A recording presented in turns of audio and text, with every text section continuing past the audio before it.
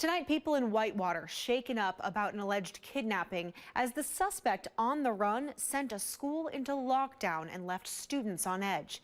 NBC 15's Michelle Beck visited the block today where officers arrested the alleged kidnapper after searching overnight into the morning.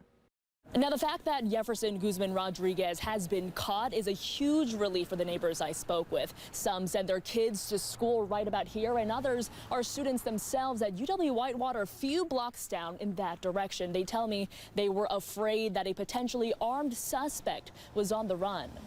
It wasn't until late Monday morning. My friends and I had coordinated who's not gonna walk alone. That UW-Whitewater student Milo Brown learned a kidnapping suspect was no longer on the loose. It's a big relief, but it's kind of still just a little bit scary because it was happening here. Yefferson Guzman Rodriguez was wanted for a crime just a few streets over from the college campus, building up overnight. It's wild, you don't really think it would happen near you. Police broke into this garage where they thought Guzman Rodriguez was hiding armed, only he had already fled. The response followed Sunday night's request for help. Seems like something that would happen in a movie, so it's definitely crazy that it happened literally right across the street from us. Officers learned a woman had been battered and strangled, and within days of being held against her will, the so-called acquaintance of her alleged kidnapper even lost consciousness and had a gun against her head. This person is certainly dangerous to the victim involved, and my heart goes out to her and anyone associated with it.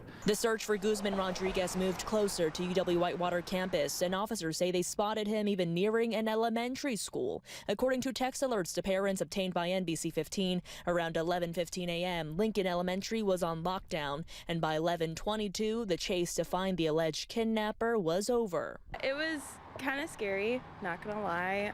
As a female, it was a little scary because I didn't expect it to happen here, at least. Officers say they had to run after their suspect before tasing him and later arresting him.